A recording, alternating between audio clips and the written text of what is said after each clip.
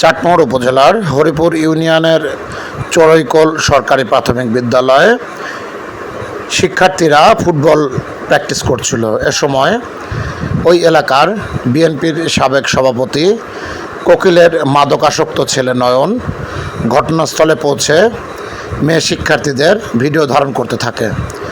এতে শিক্ষার্থী ও শিক্ষকরা বাধা দিলে প্রথমে বাঁশ দিয়ে ও পরে লোহার শেকল, চাকু ইত্যাদি দিয়ে শিক্ষার্থীদের ভয়ভীতি প্রদর্শন করে। এ সময় শিক্ষার্থীরা ক্লাসরুমে ঢুকে গেলে শিক্ষকদের মারপিটের চেষ্টা করে মাদকাসক্ত নয়ন। এতে ভীত হয়ে প্রায় 30 শিক্ষার্থী অসুস্থ হয়ে পড়ে। পরে পরিবারের লোকজনদের ডাক দিয়ে সে সকল শিক্ষার্থীদের তুলে দেওয়া হয় তাদের কাছে। ঘটনাস্থলে পুলিশ পৌঁছে মাদকাসক্ত নয়নকে আটক করলে পরিস্থিতি সাময়িকভাবে শান্ত হয়।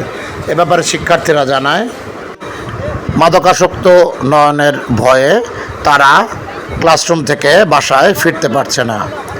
অসুস্থ হয়ে যাওয়া একাধিক শিক্ষার্থীরা জানায় ঘটনার বর্ণনা। পরে আমরা বলছি ভিডিও করেন না।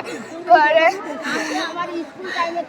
আমার যে একজন ছাত্রী আছে খাদিজা, ও হলো গানি মানা করছে, ওকে মারতে আসছে। পরে ও বসে পড়ছে আর লাগে নাই। পরে হলো গানি তারপরে হলো গানি স্যারদের মারার জন্য ছুরি লিয়ে আইছে, চাবুক লিয়ে আইছে। তারপরে হলো গানি বাঁশ দিয়ে হলো গানি করছে।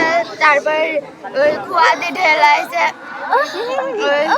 তারপরে ওই চেয়ার আছে, ওই চেয়ার দিয়ে হলো গানি ঢেলাইছে।